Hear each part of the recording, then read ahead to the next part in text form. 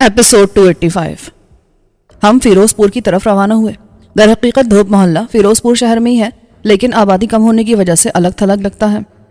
Highway या हुसैन वाला border road की तरफ जाने के बजाय होशियार ने अंदरूनी सड़कों का इंतखाब किया और हम बगैर पुलिस से मुठभेड़ के फिरोजपुर कंटोनमेंट एरिया पहुंच गए। वहाँ एक छोटा सा साफ सुथरा बाजार था। मैंने रेडीमेड होजरी गारमेंट की एक दुकान का इंतखाब किया। उसके पास हर साइज के जनाना मर्दाना ट्राउजर्स और पूरी आस्तीन की टी शर्ट मौजूद थी। मैंने स्याह रंग में दिखाने को कहा।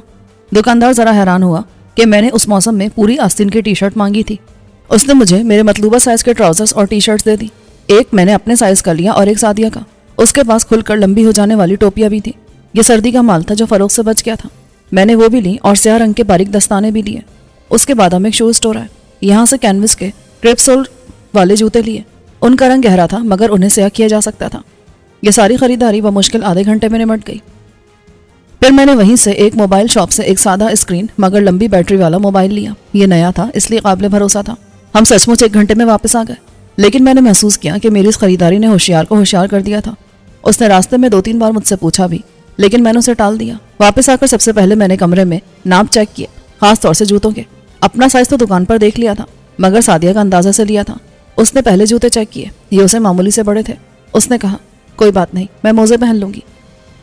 फिर उसने वॉशरूम में जाकर ट्राउजर्स और टी शर्ट पहनी और झेपती भी बाहर आई। मैं हंस पड़ा तो वो शर्मा गई। वाहियात लग रही हूं मैं इसमें। मजबूरी है, तुम्हारे मियाँ जी का हुक्म है। दोपहर में हम डेमो करेंगे। क्या मतलब?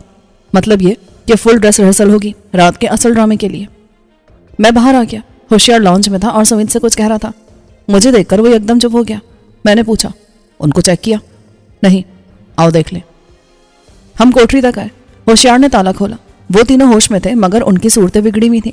संगीत ने भाई को देखते वही राग अलापना शुरू कर दिया जिसमें धमकियां भी थी और इल्तिजाएं भी। दर हकीकत वो तीनों खौफजदा थे। मैंने कहा, पुलिस तुम्हें पागलों की तरह तलाश करी है। 4 कत्ल और 3.5 करोड़ की डकैती मामूली बात नहीं होती। तो खुद को मेरा भाई कहता है और यहाँ चला आया। तेरे पीछे पुलिस आती तो मैं भी मारा जाता। होशियार ने नफरत से संगीत को देखा। उसका सर झुक गया। मैंने कहा, वैसे तुम तीनों इस काबिल हो कि फांसी चढ़ जाओ, लेकिन अभी हमने फैसला नहीं किया। मुमकिन है हम तुम्हें छोड़ दें, इसलिए आराम से बैठो और कोई हंगामा मत करना। हम कोई हंगामा नहीं करेंगे। मोटे ने यकीन दिलाया। लंबे वाले ने छोटी उंगली से इशारा किया। पेशाब आ रहा है, यहीं कर लो, कुछ देर में तुम्हें खाने को मिल जाएगा। होशियार ने कहा, शराब नहीं मिल सकती? मोटे ने होठों पर जुबान फेरी। अभी नहीं, शाम को दूंगा। होशियार ने इनकार किया। हम उन्हें बंद करके बाहर आए। इस बार मैं होशियार को ड्राइंग रूम में ले आया। तुमने क्या सोचा? मेरी तो कुछ समझ में नहीं आ रहा। मेरी तजवीज़ है, इन्हें एक बार फिर शराब में दवा दे दो और इनकी गाड़ी में डालकर इन्हें यहाँ से कहीं दूर छोड़ाओ। दूर जाना मुमकिन नहीं है, पुलिस ने नाके लगाए होंगे। तुम पहले खुद जाकर देख लो कि पुलिस कितनी सरगर्म है और इन्हें छोड़ने का काम अंधेरे के बाद करना। तुम मेरी मदद करोगे? मैंने सोचा और फिर सारे ला दिया। हाँ, इनका असला और वो रकम। होशियार का लहजा रकम का जिक्र करते हुए जरा तब्दील हुआ। वो भी साथ होगी। उस रकम के चक्कर में मत पड़ो। तुमने गौर नहीं किया, वो सारी नई और सील गड्डियां हैं। उनके नंबर्स पुलिस के पास होंगे। तुम्हारे पास से एक भी नोट निकल आया ना तो तुम भी इनके साथ मारे जाओगे। वो फौरन सीधा हो गया। नहीं, मेरी नीयत खराब नहीं है, मैं सिर्फ पूछ रहा था। तुम अभी खाने के बाद निकलना और देख कर आ जाना, उसके बाद हम फैसला करेंगे। सुमित ने दाल चावल बनाए थे जिसके साथ चटनी और अचार थे। एक डोंगे में सब डालकर उन तीनों को पहुंचा दिया गया और फिर हमने खाना खाया। खाने के बाद होशियार अपने मिशन पर रवाना हो गया। उसके जाते ही मैं सादिया को लेकर कमरे में आ गया। अगरचे सुमित उससे गपशप करना चाहती थी। हम दोनों ने कपड़े बदले और स्याह ट्राउजर्स और फुल आस्तीन की टी शर्ट में आ गए। जूते डार्क ब्राउन कलर के थे और तारीकी में ये स्याही नजर आते। मैं जो टोपियां लाया था उन्हें सर पर चढ़ाकर देखा। ये गर्दन तक आ रही थी। फिर उनमें आंखों वाली जगह ब्लेड से काटकर सुराख किए और आखिर में कमरे में तारीकी करके नाइट विजन लगाकर एक दूसरे का मुआयना किया। चुस्त स्याह लिबास और सरतापा स्याह होने की वजह से रात की तारीकी में नजर आने का इम्कान कम था और आज रात भी बादल होते तो काम और आसान हो जाता। सादिया ने जूतों में मोजे पहन कर देखे। अब वो मुतमईन थी। रिहर्सल से फारिग होकर वो बाहर चली गई और मैं लेटकर आराम करने लगा। मुझे होशियार की वापसी का इंतजार था। वो 4 बजे आया। आधे घंटे बाद मैं बाहर निकला तो वो नहा धोकर ताज़ा दम हो गया था। उसने मुझे बताया कि उस इलाके में पुलिस मामूल के मुताबिक है। हम आराम से इन्हें दूर तक छोड़कर आ सकते हैं। गुड, तब हम तारीकी छाती रवाना हो जाएंगे। मैं उन्हें शराब देकर आता हूँ। सिर्फ देकर नहीं आनी, पहले की तरह पिलानी भी है, वरना वो पीने का धोखा भी दे सकते हैं। तब तुम भी चलो। हम कोठरी तक आए। इस बार भी होशियार देसी शराब की बोतल लाया था और उन्हें इस बार भी पीना पड़ी। देखते ही देखते वो टुन हो गए। होशियार उनकी गाड़ी लाने चला गया। मैं अंदर आया। مجھے وسیم کی کال کا انتظار تھا. میں نے سوچ لیا تھا کہ 6 بجے تک اس کی کال نہیں آئی تو میں اسے کال کر لوں گا, مگر 5:45 بجے اس کی کال آ گئی. اس نے کہا گوگل میپ پر یہ علاقہ نکالیں. میں نے ٹیب آن کر کے اس پر گوگل میپ پر سرحدی علاقہ نکالا اور وسیم کو آگاہ کیا. نکال لیا. اس میں فیروز پور روڈ دیکھیں, دریا کراس کرنے کے لیے ایک پل ہے. بالکل ہے. یہاں دریا انڈیا کی حد میں ہے, لیکن اس سے نیچے چند 100 گز کے بعد یہ گھوم کر پاکستان کی حد میں چلا جاتا ہے. ٹھیک, آپ نے اسی جگہ آنا ہے. یہاں سے کراسنگ کرتے ہی آپ نشیب میں آ جائیں گے اور انڈیا کی طرف سے محفوظ ہو جائیں گے. رہنمائی کیسے ہوگی؟ آپ نائٹ ویژن کا استعمال کریں گے اور ہماری طرف سے ایک انفرا ریڈ ٹارچ آپ کو گائیڈ کرے گی. لیکن خیال رہے, یہاں انڈیا نے کسی زمانے میں بارودی سرنگیں بچھا دی تھیں اور آپ نائٹ ویژن سے زمین دیکھ کر آئیں گے. جہاں بارودی سرنگ ہوگی وہاں اسپاٹ سا نظر آئے گا. میں فکر مند ہو گیا. یار یہ تو خطرناک چیز ہے, اسی لیے میں نے نائٹ ویژن کا کہا ہے. سمجھ لیں صرف 1% خطرہ رہ جائے گا. آپ موبائل سے رابطے میں ہوں گے اور آپ کو گائیڈ کیا جائے گا. تم لوگ علاقے کی نگرانی کر رہے ہوگے؟ بالکل. کسی کی آمد سے پہلے ہم خبردار ہو جائیں گے. وقت کیا ہوگا؟ رات 12 بجے کے بعد. آپ اشارہ ملنے پر روانہ ہوں گے, لیکن 12 تک بالکل تیار رہیے گا. ٹھیک ہے, میں نے کہا اور وسیم نے کال کاٹ دی. موبائل چارج ہو گیا تھا. میں نے اس کا ہینڈ فری آزما کر دیکھا. وہ بہترین کام کرا تھا. میں نے سم اس میں شفٹ کر دی. سمیت نے آج بھی چائے پر اہتمام کیا ہوا تھا. اس سے فارغ ہو کر ہم نے خواتین کو اندر بھیج دیا اور جیسی تاریکی ہوئی باری باری ان تینوں کو لا کر کار کی پچھلی سیٹ پر ڈھیر کر کے ان پر چادر ڈال دی. اسلحہ اور رقم والے بیگ ڈکی میں رکھے. میرے مشورے پر ہوشیار نے گاڑی کی ان تمام جگہوں کو صاف کر دیا تھا جہاں اس کی انگلیوں کے نشانات ہو سکتے تھے. اس نے اس گاڑی کی ڈرائیونگ سیٹ سنبھالی اور میں ہوشیار کی جیپ میں اس کے پیچھے تھا. یہ سب کرتے ہوئے میرے دل میں خدشہ تھا کہ کہیں کسی چکر میں نہ پھنس جاؤں اور ہماری روانگی کھٹائی میں نہ پڑ جائے. انہونیاں میرے آس پاس ہی رہتی تھیں, مگر سب آسانی سے ہو گیا. ان تینوں کو گاڑی سمیت لدھیانہ سے کوئی 40 کلومیٹر پہلے سڑک کے ساتھ چھوڑا. ان پر سے چادر ہٹا دی تھی اور سنگیت کو اٹھا کر ڈرائیونگ سیٹ پر بٹھا دیا تھا. دیسی شراب کی خالی بوتل گاڑی میں ڈال دی اور اس کے دونوں پچھلے دروازے کھلے چھوڑ دیے. امید تھی کہ پولیس جلد یا بدیر ان تک پہنچ جائے گی. ہم 9 بجے تک واپس پہنچ گئے. ہوشیار کسی قدر فکر مند مگر مطمئن بھی تھا. میں نے اسے تسلی دی کہ پولیس ڈاکوؤں کی بکواس پر توجہ نہیں دے گی, جبکہ اسے لوٹ کا مال بھی مل جائے گا. ان تینوں کی بچت کا کوئی امکان نہیں تھا. پھانسی سے بچ گئے تب بھی ساری عمر جیل میں گزرے گی, لہٰذا اسے کوئی خطرہ نہیں تھا. ڈنر دیر سے اور ہلکا کیا تھا, پھر تھکن اور نیند کا بہانہ کر کے کمرے میں آ گئے. خود ہوشیار بھی تھکا ہوا تھا. وہ سمیت سمیت اپنے بیڈ روم میں چلا گیا. رات 10 بجے تک ایک بار پھر بادل آ گئے, مگر آج گرج چمک نہیں ہو رہی تھی. یہ اچھی بات تھی, ورنہ اس میں نائٹ ویژن کا استعمال بہت مشکل ہوتا. 11 بجے ہم تیار ہونے لگے اور 12 تک ہم بالکل تیار تھے.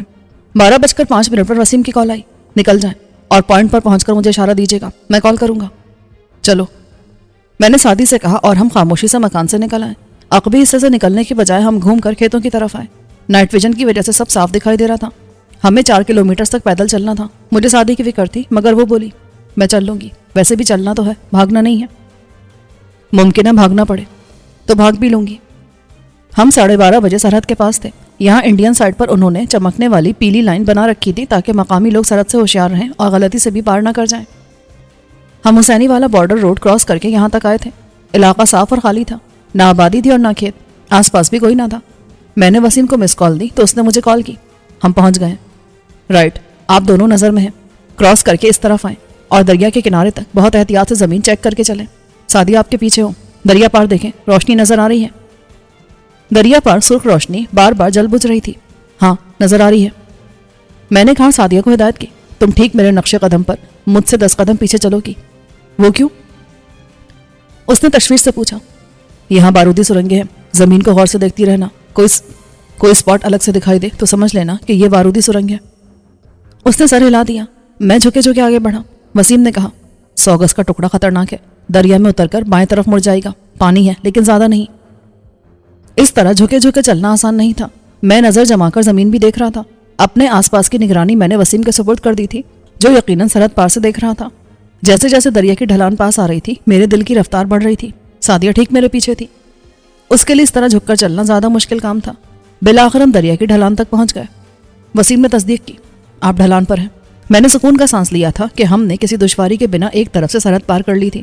اسی لمحے میرا پاؤں کسی چیز پر گیا اور کلک کی آواز آئی. میرا تیز رفتاری سے دھڑکتا دل تھم گیا. سعدیہ نے بھی آواز سن لی. شوبی, یہ کیسی آواز تھی؟ میرے کان کلک کی آواز کے بعد دھماکے کے منتظر تھے, مگر دھماکہ نہ ہوا تو میرا رکا ہوا دل پھر چل پڑا. وسیم نے سعدیہ کی آواز سن لی تھی. اس نے مضطرب لہجے میں پوچھا, کیا ہوا ہے؟ سعدی, تم آگے جاؤ, میرے پیچھے آؤ اور بالکل سیدھ میں آگے جاؤ. Shobi, Saadi, now go, it is order. میرا لہجہ سخت ہو گیا. وہ حرکت میں آئی اور میرے نقش قدم پر چلتی میرے پاس آئی. پھر سائڈ سے ہو کر آگے بڑھ گئی. میں اس کے قدموں سے آگے زمین پر نظر رکھے ہوا تھا. وسیم نے پھر پوچھا تو میں نے اسے شٹ اپ کال دی. میری ساری توجہ سادی پر تھی. اس موسم میں بھی دریا میں برائے نام پانی تھا. میں نے وسیم سے کہا, میرا خیال ہے میرا پاؤں کسی بارودی سرنگ پر آ گیا ہے. وہ مضطرب ہو گیا. مائی گاڈ. تم سعدیہ کو یہاں سے نکالنے کی کوشش کرو, میں آ رہا ہوں, وسیم نے کہا اور موبائل عبداللہ کے سپرد کر دیا. وہ اس کے ساتھ تھا. اسی لمحے انڈیا کی طرف سے کسی گاڑی کی روشنیاں لہرائیں اور میں تیزی سے ممکنہ حد تک نیچے جھک گیا. سعدیہ وہیں ریت پر لیٹ گئی. میرا اندازہ تھا کہ آنے والی جیپ تھی.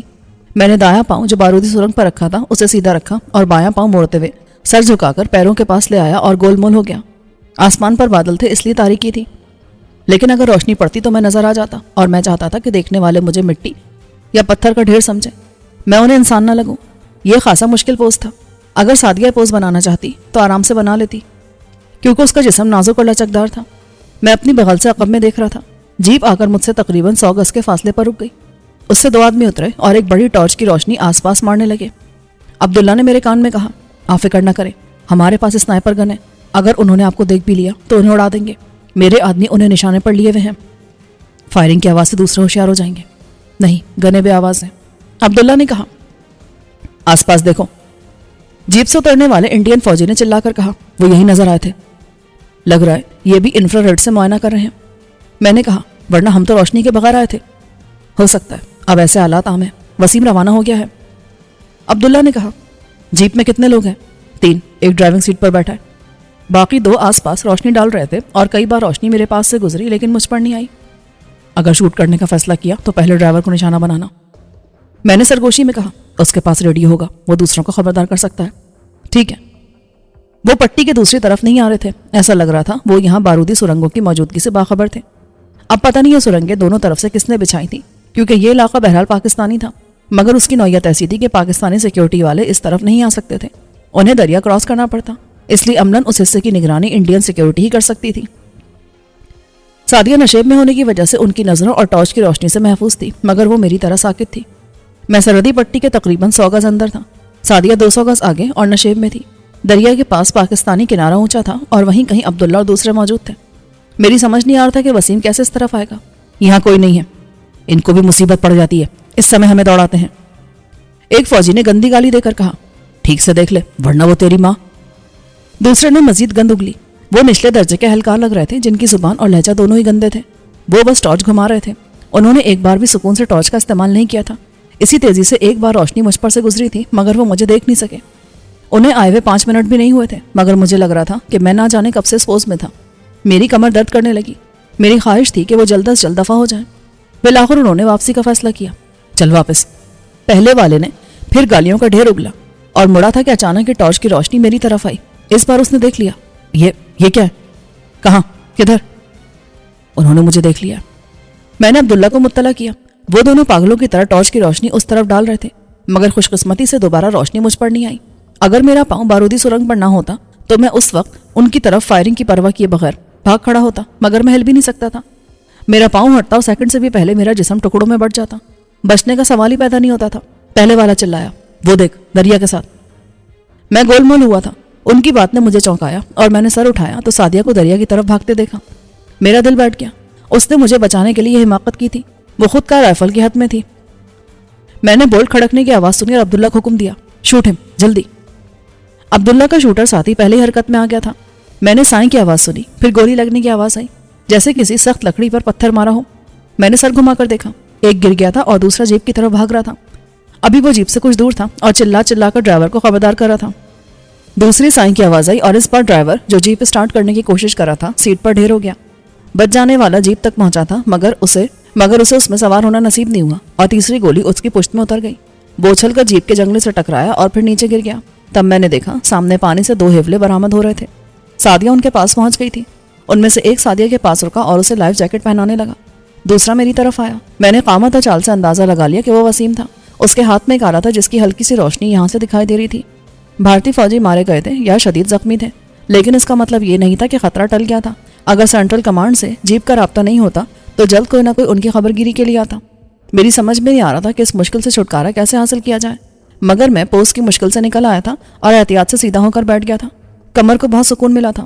وسیم سیدھا نہیں آ رہا تھا بلکہ وہ سالے سے زمین کو چیک کرتا آ رہا تھا. یہاں یقیناً مزید بارودی سرنگیں تھیں اور وہ ان سے محتاط تھا. بالآخر وہ میرے پاس پہنچ گیا. اس نے خوش دلی سے کہا, کیسے شہباز صاحب, آپ کو دیکھ کر خوشی ہو رہی ہے؟ اس حال میں نے ہنس کر پوچھا. کوئی مسئلہ نہیں ہے, میں اسے ابھی فکس کرتا ہوں. اس نے جھک کر میرے پاؤں کے آس پاس سے مٹی ہٹائی. اس نے بھی نائٹ ویژن پہن رکھی تھی. وہ چاقو سے مٹی کو رید رہا تھا. اس دوران میں اس کے ساتھ آنے والا سادی کو لائف جیکٹ پہنا کر اپنے ساتھ لے گیا تھا. جب وہ دوسرے کنارے پر چڑھے تو میں نے سکون کا سانس لیا. سادی محفوظ ہو گئی تھی. میں نے وسیم سے کہا, ٹھیک ہے, کوشش کرو, لیکن اگر یہاں مزید انڈین آئے تو تم فوراً واپس چلے جاؤ گے. اس نے کوئی جواب نہ دیا اور اپنا کام کرتا رہا. 1 منٹ میں اس نے بارودی سرنگ کے آس پاس سے مٹی ہٹا لی تھی اور دریا کنارہ ہونے کی وجہ سے اس پر مٹی کی تہ 6 انچ سے زیادہ آ گئی تھی. شاید اسی وجہ سے یہ نائٹ ویژن میں نظر نہیں آئی تھی. اس کا اوپری حصہ چھوٹا تھا لیکن نیچے سے خاصی بڑی تھی اور اپنی ساخت سے یہ پختہ شکن بارودی سرنگ لگ رہی تھی. چاقو سے مٹی کو ریتتے ہوئے وسیم نے اس کا وہ حصہ نکال لیا جو میرے پاؤں تلے دبا ہوا تھا. وسیم, احتیاط سے, آپ فکر نہ کریں, میں نے ان کا کورس کیا ہوا ہے, مجھے معلوم ہے کہ یہ کیسے ناکارہ ہوتی ہے. اب وہ چاقو کی نوک سے اس کی نچلی پلیٹ کے اسکرو کھول رہا تھا. یہ روسی ساختہ بارودی سرنگ ہے, اور شکر ہے کہ روسی ہے, کیونکہ میں اس کی ساخت اچھی طرح جانتا ہوں. یورپی اور امریکی بارودی سرنگیں پوری طرح سیل ہوتی ہیں, ان کی پلیٹ کھولی نہیں جا سکتی. اسے کھول کر کرو گے کیا؟ اس کا ڈیٹونیٹنگ گراری سے منسلک ہوتا ہے. ایک بار دباؤ آنے سے گراری گھوم کر تن جاتی ہے, اور جیسے اس پر سے دباؤ ختم ہوتا ہے گراری واپس اپنی جگہ آ کر ڈیٹونیٹر کو چلا دیتی ہے اور وہ بارودی مواد اڑا دیتا ہے. بولنے کے ساتھ وہ نہایت پھرتی سے کام بھی کرا تھا. اس نے 2 منٹ میں سارے اسکرو کھول دیے. اس کی بات سے مجھے اطمینان ہوا تھا کہ وہ اسے ناکارہ بنا سکتا ہے. اس نے بہت احتیاط سے چاقو کی نوک سے پلیٹ کے کنارے کو کریت کر واضح کرنا شروع کیا جو مٹی جم جانے سے تقریباً غائب ہو گیا تھا. یہ گول پلیٹ اس گول پائپ کے گرد تھی جس پر میرا پاؤں ٹکا ہوا تھا. میں نے پوچھا, یہ اوپر کیسے آئے گی میرا پاؤں ہٹائے بغیر؟ اسے پورا نہیں نکالنا ہے, صرف سرکانا ہے, گراری اس کے نیچے ہوتی ہے. اب اس نے نائٹ ویژن آف کر کے ایک چھوٹی پینسل ٹارچ نکال کر آن کی اور اسے منہ میں دبا کر نیچے جھک گیا. روشنی ہم دونوں کے درمیان تھی, اس لیے امید تھی کہ دور سے نظر نہیں آئے گی. وسیم نے مجھے سیدھا کھڑے ہونے کو کہا تاکہ اسے کام کے لیے زیادہ جگہ مل سکے. میں سیدھا کھڑا ہو گیا. اس دوران میں میرا پاؤں سختی سے بارودی سرنگ پر جما ہوا تھا. میں نے دریا کے پار دیکھا جہاں عبداللہ اور اب سادی بھی تھے. عبداللہ رابطے پر لیکن چپ تھا. میں نے پلٹ کر جیپ اور زمین پر پڑے بھارتی فوجیوں کی طرف دیکھا. مجھے معلوم تھا کل دونوں ملکوں میں گرما گرم بیانات اور دھمکیوں کا تبادلہ ہوگا. چند دن بعد بھارتیوں کی طرف سے ہماری کسی پوسٹ پر فائرنگ کی جائے گی. بدلہ لینا بھی تو ضروری تھا. اب وسیم خاموش تھا کیونکہ اس کا کام اہم ترین مرحلے میں داخل ہو گیا تھا. اسے گراری کو اپنا کام کرنے سے روکنا تھا اور اس معاملے میں ذرا سی غلطی سرنگ کو اور اس کے ساتھ ہمیں بھی اڑا دیتی. میں سوچ رہا تھا کہ میرے ساتھ ساتھ وسیم کی جان بھی خطرے میں تھی. میں نے کہا, وسیم 1 منٹ رک کر میری بات سنو. وہ ساکت ہو گیا. جی کہیے. تمہیں یقین ہے کہ تم یہ کام 100% کر لو گے؟ 100 نہیں 90% یقین ہے. میں 100% یقین چاہتا ہوں. آپ مجھے کرنے دیں اور اللہ سے دعا کریں. اس نے نرم لہجے میں کہا اور دوبارہ ٹارچ آن کرتے ہوئے نیچے جھک گیا. اس وقت میں نے سچ مچ دل کی گہرائیوں سے اللہ سے دعا مانگی کہ اگر میرا وقت آ گیا ہے تو میرے دوست کو محفوظ رکھنا. میں تیری رضا میں راضی ہوں. میں نیچے نہیں دیکھ رہا تھا, دیکھ بھی نہیں سکتا تھا کیونکہ وسیم پوری طرح جھکا ہوا تھا. اچانک دور اسی طرف سے پھر روشنی نمودار ہوئی اور اس طرف آنے لگی. وسیم, کوئی اس طرف آ رہا ہے, گاڑی ہے. بس 1 منٹ اور. اس نے سر اٹھائے بغیر کہا. وہ پوری توجہ سے اپنا کام کر رہا تھا. گاڑی ابھی شاید 1-1.5 کلومیٹر دور تھی اور اسے یہاں آنے میں 2 منٹ لگ سکتے تھے. یہ کچا علاقہ تھا, یہاں کوئی گاڑی تیز رفتاری سے نہیں چل سکتی تھی. تقریباً 1 منٹ بعد بارودی سرنگ سے کٹ کی آواز آئی. وسیم نے نہ جانے کب سے رکا ہوا سانس لیا. گراری کاٹ دی ہے, اب آپ اللہ کا نام لے کر پاؤں ہٹائیں. تم دور چلے جاؤ, کم سے کم 10 قدم. آپ بحث مت کرو, گاڑی قریب آ گئی ہے. اس نے اس بار تعمیل کر مجھ سے 10 قدم دور چلا گیا. میں نے کلمہ پڑھا اور اللہ کا نام لے کر بارودی سرنگ سے پاؤں ہٹا دیا. ایک دھماکہ ہوا, لیکن یہ بارودی سرنگ کا دھماکہ نہیں تھا بلکہ آنے والی گاڑی کی طرف سے فائر کیا گیا تھا. گولی مجھ سے ذرا فاصلے سے گزری تھی. میں نیچے جھکا اور جھکے جھکے ہی تیزی سے دریا کی ریت کی طرف بڑھنے لگا. میری نظر زمین پر مرکوز تھی. میں ایک بار بارودی سرنگ سے بچ کر دوسری بار شکار ہونا نہیں چاہتا تھا. عقب سے اب خودکار رائفل گرج رہی تھی مگر اس کا نشانہ میں نہیں تھا. آنے والی گاڑی پہلی جیپ کے ساتھ رکی. اس کے ساتھ ہی عبداللہ کا ساتھی اسنائپر حرکت میں آ گیا. نیچے اترنے والا جھٹکے سے واپس گاڑی میں گرا تھا. اس کی رائفل جو شعلے اگل رہی تھی خاموش ہو گئی. وسیم دریا کنارے پہنچ گیا تھا اور میں ریت تک پہنچتے ہی تیز رفتاری سے جھکے جھکے بھاگ رہا تھا. اب عقب سے 2-3 ہتھیار رہ کر گولیاں برسا رہے تھے. پھر ایک اور اسنائپر کا نشانہ بنا تو ان کی ہمت جواب دے گئی اور وہ فائرنگ بھول کر تیزی سے واپسی کی راہ پکڑ چکے تھے. عبداللہ کی مضطرب آواز آئی, جلدی کریں, یہاں بھی کچھ لوگ آ رہے ہیں. ادھر کی خیر ہے, جان کا خطرہ تو نہیں ہوگا؟ جلدی آئیں. وسیم نے کہا اور پانی میں اتر گیا۔ میں نے دیکھا کہ حسینی والا بارڈر روڈ کی طرف سے روشنیاں اس طرف آ رہی تھیں۔ میں پانی میں کود گیا۔ پانی تقریباً 100 گز کی پٹی میں بہہ رہا تھا اور رفتار نہ ہونے کے برابر تھی۔ وسیم آگے جا رہا تھا، میں اس کا ساتھ دے رہا تھا۔ 2 منٹ میں ہم دوسری طرف تھے۔ اسی لمحے بھارتی سرحد کی طرف ایک گاڑی آ کر رکی۔ اس پر لگی سرچ لائٹ گھوم رہی تھی۔ اس کی روشنی سے بچنے کے لیے ہم جھکے جھکے بھاگنے لگے۔ پھر اسنائپر نے کام دکھایا، اس نے سرچ لائٹ ہی گل کر دی۔ اتنا سچا نشانہ! میں نے ہانپتے ہوئے اسے داد دی۔ ابھی آپ نشانچی کو دیکھیے گا۔ وسیم بولا۔ اس کا سانس ہموار تھا، حالانکہ وہ تیر کر بھی آیا تھا۔ میری طرح وہ بھی سرتاپا سیاہ لباس میں تھا۔ میں نے پانی سے نکلتے ہی تینوں موبائل پانی میں پھینک دیے تھے۔ اگر میں یہاں سیکیورٹی فورس کے ہتھے چڑھتا تو ایسی کوئی چیز میری مشکلات میں اضافہ کر سکتی تھی۔ عقب میں بھارتی فائرنگ کر رہے تھے، مگر یہ اندھا دھند تھی کیونکہ انہیں کوئی نظر نہیں آ رہا تھا۔ اس کے باوجود ہم خطرے کی حد میں تھے، اس لیے تیز رفتاری سے دریا کے پشتے پر چڑھے اور یہاں زمین پر گر کر چاروں ہاتھ پاؤں سے رینگتے ہوئے آگے بڑھنے لگے۔ کچھ آگے ایک چھوٹا سا ٹیلا تھا۔ پشتہ جب نشیب کی طرف ہوا تو ہم کھڑے ہو گئے۔ اب خطرے کی حد سے باہر تھے۔ میں نے پلٹ کر بھارتی سرزمین کی طرف دیکھا، جس سے بالآخر میں جان چھڑانے میں کامیاب رہا تھا۔ جب ہم گاڑی کے پاس پہنچے تو وہاں عبداللہ اور اس کے ساتھ 2 آدمی اور تھے۔ خطرے سے نکلتے ہی وسیم مجھ سے یوں لپٹ گیا جیسے میرے وجود کا ایک حصہ بن جانا چاہتا ہوں۔ وہ رو رہا تھا، میں بھی رو رہا تھا۔ ہم بیتو کو یاد کر رہے تھے، مگر عبداللہ نے اپنے حواس برقرار رکھے۔ یہاں سے نکلے، میرا خیال ہے رینجرز کا کوئی پیدل دستہ اس طرف آ رہا ہے، وہ بے در ایک فائرنگ کر دیتے ہیں۔ عبداللہ کے ساتھ وسیم کے ایک ساتھی نے ایک عجیب ساخت کی جدید گن اٹھا رکھی تھی۔ پھر میں اسنائپر کو دیکھ کر حیران رہ گیا۔ وہ مانی تھا، اس نے شانے سے لیپ ٹاپ بیگ لٹکایا ہوا تھا۔ الگ سے الگ کا وقت بھی نہیں تھا، اس لیے ہم تیزی سے اس طرف موجود کھیتوں میں گھس گئے۔ سعدیہ پہلے ہی جا چکی تھی۔ مانی کے ہاتھ میں ایک آلہ تھا، وہ اس پر دیکھتے ہوئے ہماری رہنمائی کرا تھا۔ سب نے نائٹ ویژن چڑھائے ہوئے تھے سوائے مانی کے۔ کھیتوں میں مکئی کی فصل کاشت کی جا رہی تھی اور اس کے پودے 3 فٹ تک اونچے ہو گئے تھے۔ یہ صورت میں ہمیں آڑ دے سکتے تھے کہ ہم جھک کر چاروں ہاتھ پیروں پر چلتے، مگر اس کی ضرورت پیش نہیں آئی۔ میں نے ذرا آگے ہو کر مانی کے ہاتھ والے آلے کو دیکھا۔ یہ ٹیپ سائز کا تھا اور اس پر 2 مختلف جگہوں پر چند سرخ نقطے حرکت کر رہے تھے۔ یہ کیا ہے مانی؟ مین ڈیٹیکٹر 1 کلومیٹر کے علاقے میں موجود افراد کی نشاندہی کر سکتا ہے، یہ ہم ہیں۔ اس نے سرخ نقطوں کے گروپ کی طرف اشارہ کیا اور پھر دوسرے گروپ کی طرف۔ یہ وہ ہیں جو اس طرف آ رہے ہیں، یہ ہم سے کوئی آدھے کلومیٹر کے فاصلے پر ہیں۔ سعدی کہاں ہے؟ میں نے عبداللہ سے پوچھا۔ وہ کمال کھوکر کی حویلی جا چکی ہے۔ یہ کمال کھوکر کیسا آدمی ہے؟ اسمگلر اور رساگیر ہے، ادھر کا مال ادھر کرنے کا ماہر۔ وسیم سے اس کے تعلقات اسی وجہ سے ہیں۔ کیا اس پر اعتبار کیا جا سکتا ہے؟ وہ اچھی طرح جانتا ہے کہ میں کیا ہوں، اس لیے کسی شرارت سے پہلے 1000 بار سوچے گا۔ ویسے آپ فکر نہ کریں، ہمارے ساتھ 8 بندے ہیں، میرے، عبداللہ اور مانی کے علاوہ۔ 2 گاڑیاں ہیں اور اسلحہ تو آپ دیکھ چکے ہیں۔ اسی گن سے فائرنگ کی جا رہی تھی۔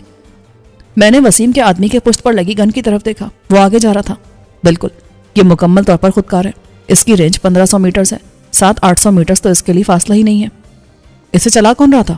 میں نے گن اٹھانے والے آدمی کی طرف اشارہ کیا۔ مانی۔ وسیم نے فخر سے کہا، یہ کمپیوٹرائز گن ہے اور بلوٹوتھ کی مدد سے کسی بھی لیپ ٹاپ سے کنٹرول کی جا سکتی تھی۔ ہم میں سے کمپیوٹر کا چیتا مانی ہے، اس لیے اسے ساتھ لایا اور اس نے کمال کر دیا، ایسے نشانے لیے کہ دوسری گولی چلانے کی ضرورت ہی پیش نہیں آئی۔ یہاں ہمیں کم فاصلہ طے کرنا پڑا تھا اور 2 کلومیٹرز بعد ہی پٹوہی والا میں داخل ہو رہے تھے۔ یہ فیروز پور روڈ کے ساتھ چھوٹا سا گاؤں ہے۔ کھوکر کی حویلی گاؤں میں تھی۔ شروع میں اکا دکا گھر آئے جو کھیتوں کے ساتھ بنے ہوئے تھے اور پھر گاؤں کی خاص آبادی آئی جو غریب غربا پر مشتمل تھی۔ ہم اس کے ساتھ ساتھ چلتے گاؤں اور انڈین سائٹ کے درمیان واقع بڑے فارم ہاؤس جیسے قطعات کے درمیان سے گزرتے ہوئے ایک بڑے مکان تک آئے۔ چاروں طرف سے اونچی دیوار والے احاطے اور اندر گھنے درختوں کے درمیان ایک پرانی طرز کا سرخ اینٹوں اور نیچی چھت والا مکان تھا۔ اس پر پکی چھت تھی۔ گیٹ پر ہلکی دستک دی تو ایک چھوٹی سی کھڑکی سے کسی نے باہر جھانکا اور عبداللہ کو دیکھ کر چھوٹا گیٹ کھول دیا۔ ہم اندر آئے تو وسیع صحن میں 4 پائیاں پڑی تھیں، ان پر درجن سے بھی اوپر افراد لیٹے بیٹھے تھے۔ ان میں سے کچھ وسیم کے آدمی تھے اور باقی کمال کھوکر کے۔ سب نے اٹھ کر گرم جوشی سے ہاتھ ملایا۔ پھر ہم اندر آئے جہاں ایک دیہاتی اسٹائل کی نشستگاہ میں ایک بھاری بھرکم شخص دھوتی اور پگڑ باندھے بیٹھا تھا۔ یہ کمبینیشن میرے لیے نیا نہیں تھا، خود اپنے گاؤں میں کئی بزرگوں کو اسی حلیے میں دیکھ چکا تھا۔ وہ تقریباً 50 سال کا، کھچڑی ہو جانے والے بالوں اور متورم آنکھوں والا شخص تھا۔ اس نے اٹھ کر مجھے اپنی تون سے لگایا۔ او جی شہباز صاحب، خوش قسمتی کہ آپ کا دیدار ہوا۔ خادم کو کمال کھوکر کہتے ہیں، مجھے اپنا فین سمجھے۔ وسیم نے کہا، مجھے نہیں معلوم تھا کہ کھوکر صاحب آپ کو جانتے ہیں، یہ تو صرف نام سن کر دل و جان سے راضی ہو گئے۔ اس طرف جو اتنا سکون تھا تو یہ کھوکر صاحب کا ہی کمال تھا۔ میں کیا جی، اور میرا کمال کیا؟ آئیں بیٹھے، آپ کے تو دونوں طرف اتنے چرچے ہیں کہ بس۔ حالانکہ میں نے تو ایسا کچھ بھی نہیں کیا۔ وہ چل پڑا، کیسی بات کرتے ہیں جی، آپ نے تو کشتوں کے پشتے لگا دیے بھارتیوں کے، ہم سے زیادہ کون جان سکتا ہے آپ کو؟ ہمارے بیٹھتے ایک شخص لسی کا بڑا جگ لے آیا۔ اس کی خنکی اور مٹھاس نے گرمی اور تھکن دور کر دی۔ یہاں 3 پنکھے چل رہے تھے اور گرمی دور کرنے کی کوشش کر رہے تھے۔ اندر میرے ساتھ صرف وسیم اور عبداللہ آئے تھے. مانی اور دوسرا آدمی باہر رہ گئے تھے. کھوکر گپ شپ کے موڈ میں تھا، لیکن وسیم نے سلیقے سے اسے جتایا کہ میں بہت مشکل مرحلے سے گزر کر آیا ہوں اور مجھے آرام کی اشد ضرورت ہے. وہ جلدی سے بولا، کیوں نہیں جی، آپ آرام کرو، صبح گل بات ہوگی. ہمارے لیے اندر 2 کمرے مخصوص تھے. ایک میں سادی موجود تھی. اس بیچاری نے پورے لباس پر چادر بھی لی ہوئی تھی کیونکہ لباس بہت چست تھا. اسے پتہ چل گیا تھا کہ ہم آ گئے ہیں کیونکہ مانی وہاں موجود تھا اور اسے بتا رہا تھا کہ اس نے کس طرح اکیلے ہی بھارتیوں کے کشتے کے پشتے لگا دیے تھے. عملی زندگی میں وہ پستول بھی نہیں پکڑ سکتا تھا، مگر کمپیوٹر کی مدد سے اس نے وہ جدید ترین گن پوری مہارت سے استعمال کی تھی. سادی لپک کر میرے پاس آئی. اللہ کا شکر ہے کہ آپ ٹھیک ہیں. تم جیسی بہن دعا کرے تو اللہ کیوں نہیں سنے گا. اس کا احسان ہے کہ میں تمہیں لانے میں کامیاب رہا. تم ٹھیک ہو؟ ہاں، ورنہ ایک بندہ ہوش و حواس کو خیر بات کہنے والا تھا. عبداللہ نے لقمہ دیا تو سادی اور وسیم جھم گئے. میں نے کہا، سادی تم ریسٹ کرو. وسیم ساتھ آنے لگا تو میں نے اسے روک دیا. تم کہاں؟ تم بھی ریسٹ کرو. میں، عبداللہ اور مانی دوسرے کمرے میں آئے. یہاں چارپائیاں تھیں اور ہر چارپائی کے سرہانے بڑا سا پیڈسٹل فین لگا تھا. ٹوپی میں پہلے اتار چکا تھا. کمرے کے ساتھ ہی دیسی اسٹائل کا غسل خانہ اور لیٹرین تھے، مگر صاف ستھرے تھے. یہاں پانی کے ساتھ صابن اور تولیہ بھی تھا. میں نے خود کو صاف کیا. عقلمند عبداللہ آتے ہوئے میرے کپڑے لیتا آیا تھا. میں نے موسم کی مناسبت سے پینٹ اور ٹی شرٹ لی. میرا خیال تھا کہ عبداللہ روداد معلوم کرنا چاہے گا، مگر اس نے کہا، آپ سو جائیے، صبح سویرے ہمیں یہاں سے نکلنا ہے، خطرہ بھی ٹلا نہیں ہے. کیا مطلب؟ ڈیوڈ شاہ نے رابطہ کیا تھا، اسے معلوم ہے کہ آپ یہاں آ رہے ہیں. اس نے کہا ہے کہ وہ آپ کی واپسی کی راہ میں روڑے نہیں اٹکائے گا، لیکن آپ کو یاد رکھنا چاہیے کہ آپ نے اس کے ساتھ ایک معاہدہ کیا تھا. معاہدہ؟ میرا لہجہ تلخ ہو گیا. اس نے احمقانہ انداز میں پلان بنایا اور منشی دل جیسے خبیث شخص پر بھروسہ کیا. اس نے مروانے میں کوئی کسر نہیں چھوڑی. بیتو اسی کی وجہ سے مارا گیا اور وہ مجھے وہ معاہدہ یاد دلا رہا ہے. حساب تو مجھے اس سے لینا ہے. اس نے اور بھی باتیں کی ہیں، مرشد کے حوالے سے بھی اور آپ کے دوسرے مسائل کے بارے میں بھی. کیا کھوکر کو علم ہے کہ ہم صبح سویرے جا رہے ہیں؟ وہ تو مجھ سے گپ شپ کا پروگرام بنا رہا ہے. اسے وسیم بتا دے گا، حساب کتاب بھی وہی کرے گا.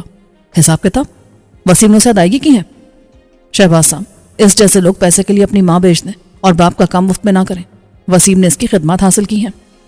میں چارپائی پر گر گیا جس پر روئی کا گدا بچھا تھا. مانی خاموش تھا. اس نے بیتو کے بارے میں نہیں پوچھا، حالانکہ بیتو سے اس کی ہم عمری والی دوستی ہو گئی تھی. وہ سب سمجھ رہے تھے کہ میں ذہنی اور جسمانی طور پر تھکا اور ٹوٹا ہوا ہوں. فی الحال مجھے آرام کی ضرورت تھی. میرے لیٹتے عبداللہ نے لائٹ بند کر دی اور اب کھڑکی سے صحن کی جلنے والی روشنی اندر آ رہی تھی. میرا ذہن انتشاری اضطراب کی حالت میں نہیں تھا، بلکہ میں ایک سکون آمیز کیفیت میں تھا. شاید اس وجہ سے بھی کہ میں خطرے سے دور اپنی سرزمین پر آ گیا تھا. میں سادیہ کو واپس لانے میں کامیاب رہا تھا. میں جو دعویٰ کر کے گیا تھا اسے سچ کر دکھایا تھا، مگر میں نے اس کامیابی کی بہت بھاری قیمت ادا کی تھی. میں سادیہ کو لے آیا تھا اور بیتو کو وہیں چھوڑایا تھا. بیتو جو میرا کچھ نہیں تھا اور جو میرا سب کچھ تھا. اسی کے بارے میں سوچتے ہوئے سویا تو مجھے خواب میں بھی بیتو دکھائی دیا. وہ ایک چھوٹے سے کچے مکان میں اپنے جیسے 4-5 لڑکے اور لڑکیوں کے ساتھ تھا. اس نے مجھے دیکھا، چہک کر بولا، شوبی اب ہم اپنے گھر میں، یہ ہمارا بہن بھائی ہے، ہمارا ماتا پتا بھی ادھر ہے. مبارک ہو بیتو، تم اپنے گھر میں آ گئے، پر ہم آپ کو بہت مس کرتا ہے، آپ سب کو ہمیشہ مس کرے گا. بیتو ہم بھی تمہیں یاد رکھیں گے. اس نے اپنا ہاتھ آگے کیا اور میرے ہاتھ پر رکھا. اسی لمحے میری آنکھ کھل گئی. میرا ہاتھ بے اختیار اس جگہ گیا جہاں خواب میں بیتو نے ہاتھ رکھا تھا. صبح ہو چکی تھی اور کھڑکی کے باہر روشنی جھلکنے لگی تھی. عبداللہ اپنی چارپائی پر نہیں تھا اور مانی خراٹے لے رہا تھا. چند منٹ بعد عبداللہ غسل خانے سے برآمد ہوا. صبح بخیر. صبح بخیر. وسیم جاگ گیا ہے؟ ہاں، اور اسے جگانا ہے. اس نے مانی کی طرف اشارہ کیا. یہ مشکل کام ہوگا کیونکہ یہ 12-1 بجے سو کر اٹھنے والی مخلوق ہے. جب میں غسل خانے میں جا رہا تھا تو عبداللہ مانی کی ناک میں بتی گھمانے لگا. ایک چھینک کی آواز آئی اور مانی نے احتجاج کیا، یہ کیا کر رہے ہیں؟ ناک میں دم.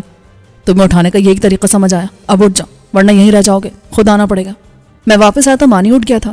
وسیم بھی آ گیا تھا اور وہ تیار تھا. اس نے مجھ سے کہا، ناشتہ آ رہا ہے، بس کرتے ہی نکلتے ہیں، ایک گاڑی تو چلی گئی ہے. کھوکر کا ایک ملازم ناشتے کا تھال لایا جس میں دیسی ساخ کا مقوی اور بھرپور ناشتہ تھا. میں نے مانی، عبداللہ اور وسیم کے ساتھ اس سے بھرپور انصاف کیا. سادیہ نے اسے کھانے سے صاف انکار کر دیا، اس لیے اسے جبرن دودھ کا بڑا گلاس پلایا گیا. اس کی آنکھیں چمک رہی تھی اور چہرہ گلاب کی طرح کھل گیا تھا. مانی سادی کو اور عبداللہ وسیم کو چھڑ رہا تھا. میں نے ناشتے کے دوران وسیم سے پوچھا، تم نے کھوکر کو کتنی ادائیگی کی ہے؟ 10 لاکھ. آپ کو واپس لانے کے لیے اگر ہمیں اپنے پاس موجود ایک پائی بھی خرچ کرنا پڑتی تو ہم اس کے لیے بھی تیار تھے. شہباز صاحب کو یا پھر؟ عبداللہ نے معنی خیز انداز میں کہا، تم جو چاہے سمجھو. وسیم چینپ کر بولا، تم نے اچھا کیا، مجھے کھوکر جیسے بندے کا احسان لینا گوارا نہیں ہے. میں نے سنجیدگی سے کہا، جو چیز آپ کو گوارا نہیں اسے ہم کیسے گوارا کر سکتے ہیں؟ اس لیے میں نے اسے منہ مانگا معاوضہ دیا ہے، اپنے پرانے تعلق کا حوالہ بھی نہیں دیا. ناشتے سے فارغ ہو کر ہم باہر آئے تو سورج طلوع ہو چکا تھا اور دن ابھی سے گرم تھا. کھوکر غائب تھا مگر ہم نے کون سا اسے الگ سلگ کرنی تھی، اس لیے ہم بلا تکلف وہاں سے نکل آئے۔ دوسری گاڑی بڑی نسان وین تھی، اس میں آگے پیچھے 2 سیٹوں کے ساتھ عقب میں سامان رکھنے کا بڑا حصہ تھا جو ہموار تھا۔ اس میں وسیم کے دونوں آدمی سامان کے ساتھ آ گئے۔ ڈرائیونگ عبداللہ نے سنبھالی، میں اس کے ساتھ تھا۔ عقب میں سعدی، وسیم اور مانی تھے۔ 1400 سی سی کے طاقتور انجن والی یہ وین ہائی وے پر آتے ہی 100 کلومیٹر فی گھنٹے کی رفتار سے دوڑنے لگی۔ اس رفتار پر اندر پتہ بھی نہیں چل رہا تھا۔ میں نے تعریف کی تو عبداللہ نے فخر سے بتایا کہ اس نے حال ہی میں لی تھی۔ ایاز چھٹی پر گھر گیا ہوا تھا، بانو کو حویلی بھیج دیا گیا تھا اور وہ وہاں بہت خوش تھی۔ حویلی کے نام پر مجھے یاد آیا کہ وہاں بہت سے لوگ میرے منتظر تھے۔ سعدی نے رات ہی میں حویلی کال کر کے بات کر لی تھی۔ اب میں نے نمبر ملایا اور سب سے بات کی، سوائے ایک ہستی کے جس سے میں سب کے سامنے بات نہیں کر سکتا تھا۔ جب کال ختم ہوئی تو سعدی نے کہا، سویرے سے بات کیوں نہیں کی؟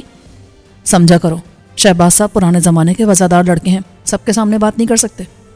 وسیم نے کہا، ٹھیک کہا یار، تم سب خوش قسمت ہو جن کی کشتیاں پار لگ چکی ہیں، ساتھ بیٹھے ہو اور ہم بات بھی نہیں کر سکتے۔ میں نے سر داؤ بھری۔ اس بار سعدی اور وسیم چھپے تھے۔ مانی ہنسا، پھر اچانک چپ ہو گیا۔ سبھی سمجھ گئے کہ اسے بیتو کی یاد آئی تھی۔ اسے دنیا سے گزرا آج 3را دن تھا۔ ہم جن حالات سے 2-4 تھے، وہاں کوئی بھی دن اور کوئی بھی لمحہ آخری ہو سکتا تھا۔ اس کے باوجود بہت سے مواقع پر ہم موت کے منہ سے نکل آئے تھے، مگر بیتو کا وقت آ گیا تھا اور وہ چلا گیا تھا۔ حالات نے ہمیں سخت جان بنایا تھا۔ ہم لاشوں کے سامنے بیٹھ کر بھی کھاتے پیتے اور ہنستے بولتے رہے تھے اور یہ عادت بن گئی تھی۔ اس لیے آج بھی ہم نے ڈٹ کر ناشتہ کیا اور اس وقت ہنسی مذاق کر رہے تھے، مگر بیتو کی یاد اور بات آتے ہی سب کے دل بوجھل اور اداس ہو گئے۔ میں نے عقبی آئینے میں دیکھا، مانی اور وسیم کے چہرے اتر گئے تھے، سعدیہ کی آنکھوں میں آنسو لرز رہے تھے۔ میں نے آہستہ سے کہا، بیتو بہادروں کی طرح جیا اور بہادروں کی طرح مر گیا۔ ہمیں دکھی ہونا چاہیے مگر سوگ نہیں منانا ہے، یہ اس کی توہین ہوگی۔ پھر میں انہیں بتانے لگا کہ ہم پر کیا گزری تھی، آخری بار جب ان لوگوں سے بات ہوئی اور اس کے بعد رابطہ ہونے تک ہم کیا کرتے رہے، کیسے مراحل سے گزرے۔ 1 گھنٹے بعد جب میں نے رودات ختم کی تو لاہور آ گیا تھا۔ ہم لاہور کے مضافات سے ہوتے ہوئے جی ٹی روڈ پر آ گئے۔ بیتو کے آخری لمحات کا ذکر کرتے ہوئے میں دکھی ہو رہا تھا۔ میں چپ ہوا تو سعدی بتانے لگی کہ اس پر کیا گزری تھی۔ میں باہر سے گزرتے ہوئے مناظر دیکھ رہا تھا، ہزاروں لوگ، سینکڑوں گاڑیاں ہمارے آس پاس تھیں۔ یہ سب عام لوگ تھے، میں ان سے الگ تھا۔ میں ان کی طرح عام زندگی نہیں گزار سکتا تھا۔ دشمنوں نے اور ان کی دشمنی نے مجھے مجبور کر دیا تھا کہ میں عام زندگی سے ہٹ جاؤں۔ ابھی کچھ دشمنوں سے یوں نجات ملی کہ وہ زندگی سے وفات پا گئے، ساتھ ہی مجھے پیتو جیسے دوست سے محروم ہونا پڑا، لیکن ابھی ڈیوڈ اور مرشد جیسے دشمن باقی تھے۔ میں سوچ رہا تھا کہ ان سے نمٹنے کے لیے مجھے اپنے کسی اور دوست کی قربانی نہ دینی پڑے۔ شہباز صاحب، اچانک عبداللہ نے زور سے کہا تو میں چونکا۔ سوری، میں نے سنا نہیں۔ کہاں کھوئے ہوئے ہیں؟ میں کہہ رہا ہوں کچھ دیر رک کر فریش نہ ہو جائیں۔ 9 بج رہے تھے اور ہم جہلم کے پاس تھے۔ یہاں جی ٹی روڈ کے ساتھ کئی اچھے ریسٹورانٹ تھے۔ میں نے سر ہلایا تو عبداللہ نے گاڑی ایک ریسٹورانٹ کی طرف موڑ دی۔ یہ اعلیٰ درجے کا اے سی ریسٹورانٹ تھا، اس لیے ہم بس کچھ دیر کے لیے گرمی برداشت کر کے اندر اے سی کی خنکی میں آ گئے۔ وسیم کے آدمی اصرار کر کے گاڑی میں رک گئے، انہیں ہمارے ساتھ آنا مناسب نہیں لگا۔ پھر گاڑی میں بہت سا قیمتی اور ممنوع سامان تھا، اس کے ساتھ رہنا بھی ضروری تھا۔ سب کے پیٹ بھرے ہوئے تھے، اس لیے ریفریشمنٹ، چائے اور کافی کا آرڈر دیا گیا۔ ان دونوں کے لیے بھی چائے بھجوانے کو کہہ دیا گیا۔ ویٹر کے جانے کے بعد میں نے وسیم سے کہا، یہاں کے حالات کیسے ہیں؟ تم لوگ مرشد کے خلاف کوئی کارروائی کرنے جا رہے تھے؟ بعد میں مجھے پوچھنے کا خیال ہی نہیں رہا۔ ہم نے اس کا دماغ ٹھکانے لگا دیا ہے۔ نادر کے مرنے کے بعد وہ واپس سے باہر ہو رہا تھا، اب ذرا سکون میں ہے۔ وہ کیسے؟ میرے آدمیوں نے درگاہ مرشدیہ کی جاسوسی کی اور ہمیں پتہ چلا کہ وہاں نہ صرف منشیات آتی اور آگے بھیجی جاتی ہے بلکہ تخریب کاروں کو اسلحہ بھی فراہم کیا جاتا ہے۔ یہ سارا غیر ملکی صاف کا اسلحہ ہوتا ہے۔ ہم نے ایک کھیپ اڑا دی جب وہ درگاہ کے خفیہ تہخانوں میں آف لوڈ ہو رہی تھی۔ یہ تو بڑی کارروائی ہے، چرچا نہیں ہوا اس کا؟ کیوں نہیں ہوا؟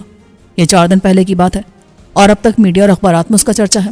سننے میں آیا کہ خفیہ اداروں نے وہاں کارروائی کی ہے اور درگاہ سے متعلق کئی اہم افراد کو اٹھا کر لے گئے ہیں۔ یہ تو اچھی خبر ہے۔ اور مرشد کا کیا ہوا؟ کچھ نہیں، وہ سیاستداں ہیں اور حکومت میں شامل نہیں ہیں، مگر فی الحال اس پر ہاتھ نہیں ڈالا جا سکتا۔ اس کا کہنا ہے کہ یہ اس کے اور درگاہ کے خلاف سازش ہے، اسلام دشمنان، یہودی ایجنٹوں کی۔ میں نے تلخ لہجے میں کہا، اس پر دباؤ آیا ہے۔ عبداللہ بولا، اس کارروائی میں اس کے درجن بھر اہم ترین کارندے مارے گئے جو اسلحے اور منشیات کی ہینڈلنگ کرتے تھے۔ فاضلی کا کچھ پتہ چلا؟ نہیں، وہ غائب ہے۔ میرا خیال ہے مرشد نے اپنی اس ناجائز اولاد کو کہیں اور بھیج دیا ہے۔ وہ کہیں نہیں جائے گا، اس کے دماغ میں مرشد کی دولت اور جائیداد پر قبضے کا سودا سمایا ہوا ہے اور وہ مرشد سے نفرت بھی کرتا ہے۔ جب سب اس کے ہاتھ آئے گا تو وہ اسے بھی ٹھکانے لگا دے گا۔ میں نے نفی میں سر ہلا کر کہا، آخری اطلاعات کے مطابق وہ شدید زخمی تھا اور مرشد ہاؤس میں اس کا علاج جاری تھا، لیکن اس کے بعد وہ منظر عام پر نہیں آیا، حالانکہ مرشد سے ہمارے کئی ٹاکرے ہو چکے ہیں۔ وسیم نے کہا، ممکن اس کا زخم ٹھیک سے بھرا نہ ہو یا وہ مر گیا ہو اور مرشد نے اس کو خاموشی سے دفنا دیا ہو۔ اس کی جائز اولاد تو تھا نہیں جو وہ دھوم دھام سے دفنا تھا۔ عبداللہ کی بات پر سب مسکرانے لگے۔ اسی دوران ویٹر نے سرونگ شروع کر دی۔ وسیم کے آدمیوں کے لیے گاڑی میں ہی بھجوا دیا گیا تھا۔ اللہ کرے ایسا ہی ہو، ہمارے سارے دشمن ایسے ہی مر جائیں، ہماری جان چھوٹ جائے۔ سعدیہ نے دل سے کہا، اگر دشمن کوسنوں سے مرنے والے ہوتے تو ہماری خواتین کافی ہیں۔ وسیم ہنس پڑا۔ نہیں یار، دعاؤں کا بہت اثر ہوتا ہے، ہمارے ساتھ جو اللہ کا کرم ہوتا ہے اس میں ہمارے پیاروں کی دعائیں ہی تو شامل ہیں، ورنہ ہمارے ذاتی اعمال کیا ہیں؟ عبداللہ نے سر ہلایا۔ آپ ٹھیک کہہ رہے ہیں، اس کے لیے بھی تو دعا کرنے والی آ گئی ہے۔ وسیم نے شرارت سے کہا تو میں انجان بن گیا۔ اچھا مبارک ہو، کیا رشتہ طے ہو گیا تمہارا؟ شہباز صاحب کس کی باتوں میں آ رہے ہیں آپ؟ عبداللہ جھینپ کر بولا۔ اب شہباز صاحب خود آ گئے ہیں تو دیکھ لیں گے۔ ویسے موصوف نے حویلی کا ایک ہی چکر لگایا تھا، مگر جب سے بانو گئی ہے یہ 2 بار تشریف لے جا چکے ہیں۔ کام کے سلسلے میں گیا تھا اور مشکل سے چند گھنٹے گزار کر واپس آ گیا۔ عبداللہ نے صفائی پیش کی۔ تو بانو سے ملاقات نہیں ہوئی؟ وسیم نے چیلنج کیا۔ ہوئی، سب سے ہوئی، تو اس سے بھی ہو گئی۔ مجھ سے تو اماں جی اور سویرا بھی ملنے آئی تھی۔ بانو کیسی ہے؟ وہاں ایڈجسٹ ہو گئی؟ ایسی ویسی، سنا ہے نفل پڑھے ہیں جان چھوٹنے پر۔ وسیم نے کہا۔ آپس میں نوک جھونک کے دوران چائے اور دوسری چیزوں سے انصاف کیا گیا اور ہم تازہ دم ہو گئے، واش روم گئے اور دوبارہ سفر کے لیے تیار ہو گئے۔